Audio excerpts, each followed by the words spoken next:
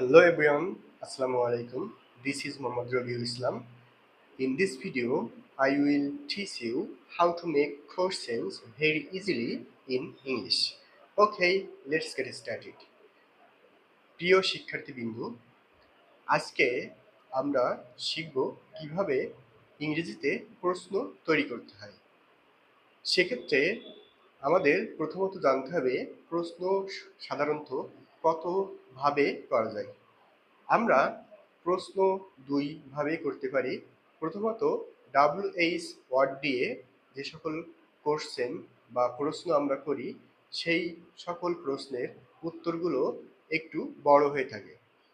এবং দ্বিতীয়ত be verb এবং ডু ডাজ ডিড দিয়ে আমরা কোশ্চেন তৈরি করতে পারি।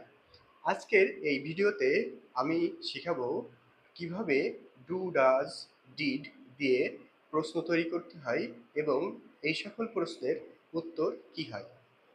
সো প্রিয় শিক্ষার্থীরা, ডু ডাজ ডিড অথবা বি ভার্ব ব্যবহার করে যদি আমরা কাউকে কোশ্চেন করি সেক্ষেত্রে উত্তর বলার সময় ইয়েস অথবা নো দিয়ে আমরা সেই সকল প্রশ্নের উত্তর দিতে পারি। কিন্তু WH ওয়ার্ড দ্বারা যদি কেউ আমাদেরকে প্রশ্ন করে সেক্ষেত্রে আমরা ইয়েস নো দিয়ে উত্তর দিলে হবে না। সেক্ষেত্রে আমাদের বিস্তারিত উত্তর দিতে হয়। প্রিয় শিক্ষার্থী, আমরা আজকে ডু ডাজ এবং ডিড দিয়ে কিভাবে প্রশ্ন তৈরি করতে পারি সেটাই শিখতে যাচ্ছি। সো আমরা কাউকে প্রশ্ন করার সময় শুধুমাত্র ডু ইউ এই স্ট্রাকচার প্লাস ভার্ব দিয়ে আমরা প্রশ্ন করতে পারি। উদাহরণস্বরূপ আমি যদি বলি ডু ইউ প্লে ক্রিকেট, তুমি কি ক্রিকেট খেলো, এক্ষেত্রে উত্তর দেওয়ার ক্ষেত্রে আমরা বলতে পারি ইয়েস অথবা নো। যদি কেউ সংক্ষেপে উত্তর দিতে চাই তারা ইয়েস অথবা নো বললেই হবে, অথবা যদি একটু বেশি বলতে চাই সেক্ষেত্রে ইয়েস আই ডু অথবা ইয়েস আই প্লে ক্রিকেট। একইভাবে যদি আমি কালের কথা বুঝাই এবং অতীতের কাজ দিয়ে প্রশ্ন করি সেক্ষেত্রে আমি ডিড ইউ দিয়ে প্রশ্ন করতে পারি।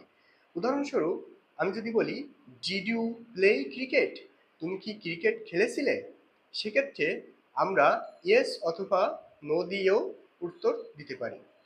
উদাহরণস্বরূপ আমি যদি বলি ডিড ইউ গো আউটসাইড, তুমি কি বাইরে গিয়েছিলে, you can say that no I didn't অথবা ইয়েস আই ডিড। সেক্ষেত্রে ভবিষ্যৎকালের ক্ষেত্রে একটু ব্যতিক্রম রয়েছে, সেটা হলো উইল বি। আপনি যখন কোশ্চেন করবেন তখন আপনাকে উইল ইউ বি এই বি ভার্বটা অতিরিক্ত আনতে হবে। উদাহরণস্বরূপ আমি যদি বলি will you be a writer, তুমি কি একজন লেখক হবে, সেক্ষেত্রে উত্তরের ক্ষেত্রে ইয়েস অথবা নো দিয়েই উত্তর দেওয়া যেতে পারে, অথবা ইয়েস আই উইল অথবা ইয়েস আই ওন্ট, এইভাবেই উত্তর দিতে পারি। আরেকটি যে বিষয়টি আছে ডাজ ইউ, এটা কখনো হয় না। সেক্ষেত্রে থার্ড পারসন সিঙ্গুলার হলে শুধুমাত্র ডাজ ব্যবহার করতে পারি। উদাহরণস্বরূপ আমি যদি বলি ডাজ হি প্লে ফুটবল, সে কি ফুটবল খেলে, সেক্ষেত্রেও একই উত্তর ইয়েস হি ডাজ অথবা yes no he doesn't. So আমরা একটা জিনিস ক্লিয়ার হলাম যে do you, did you, does you, will you be এইভাবে আমরা প্রশ্ন করতে পারি এবং সেক্ষেত্রে উত্তর দেওয়ার সময় ইয়েস অথবা নো দিয়ে আমরা সেই কোশ্চেনগুলোর উত্তর দিতে পারি। যদি আমরা WH ওয়ার্ড দিয়ে কোশ্চেন করি সেক্ষেত্রে আমরা ইয়েস নো দ্বারা প্রশ্নের উত্তর দিতে পারি না। উদাহরণস্বরূপ আমি যদি বলি হাউ ওল্ড আর ইউ, তোমার বয়স কত, সেক্ষেত্রে আমরা ইয়েস অথবা নো দিয়ে উত্তর দিতে পারবো না। ওকে, নো মোর টুডে, আল্লাহ হাফেজ, বাই বাই।